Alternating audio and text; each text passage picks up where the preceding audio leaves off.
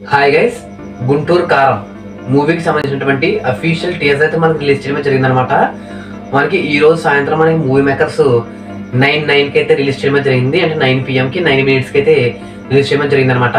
మనకి మహేష్ బాబు ఫ్యాన్స్ అందరూ కూడా చాలా అంటే చాలా వెయిట్ చేశారు ఈ టీజర్ గురించి.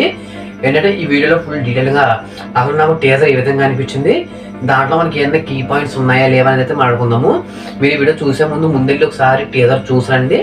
మీకు వీడియో క్లియర్గా అర్థమయ్యే ఛాన్సెస్ చాలా ఎక్కువ ఉందన్నమాట. వీడియో ఒక లైక్ చేసి ఛానల్పై సబ్స్క్రైబ్ చేసుకుంటే మనస్ఫూర్తిగా కోరుకుంటున్నాను. మనకి టీజర్ స్టార్టింగ్లోనే ఒక అబ్బాయి చెయ్యితో ఒక ఆవిడైతే పట్టుకుని ఉందన్నమాట.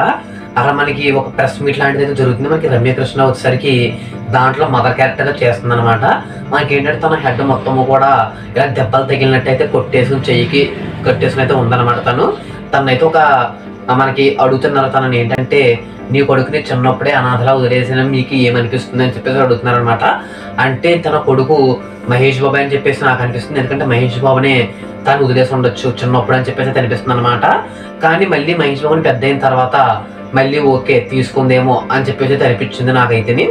మొత్తం ఓవరాల్గా టీజర్ కానీ మొత్తం ఇవన్నీ చూసినట్లుగా మనకి సాంగ్ వైజ్ సుమన్ వచ్చిన సాంగ్ అయితే అనవసరం అనమాట. ఇంకా సూపర్ డూపర్ హిట్ అయితే చెప్పుకోవచ్చు. మనకి దీంట్లో వచ్చేసరికి మనకి మొత్తం కూడా మాస్ లుక్ అయితే ఉందన్నమాట. మొత్తం మనకి గుంటూరు కారం అని పేరు తగ్గ న్యాయం చేశారని చెప్పుకోవచ్చు. ఎందుకంటే ఆ ఘాట్ కానివ్వచ్చు, మహేష్ బాబు డైలాగ్స్ ఇవన్నీ కూడా చాలా అంటే చాలా బాగున్నాయి అనమాట. మనకి మెయిన్లీ దీంట్లో ఎక్కువగా అంటే టీజర్ మొత్తం నేను ఎక్కువ గమనించింది ఏంటంటే ఎక్కువ మనకి పచ్చిమిర్చిని అయితే చూపించడమే జరిగిందనమాట.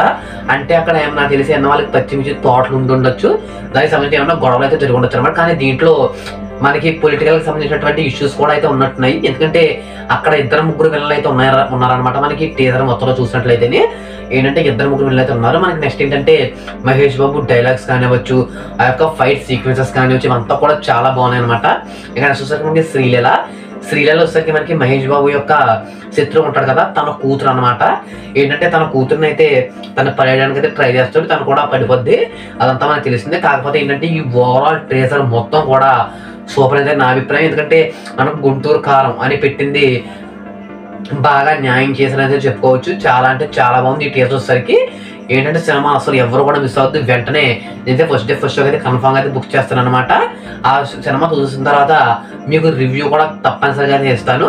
అలాగే వీడియోకి ఒక లైక్ చేసి ఛానల్ సబ్స్క్రైబ్ చేసుకుని ఇలాంటి మోర్ అప్డేట్స్ కోసం.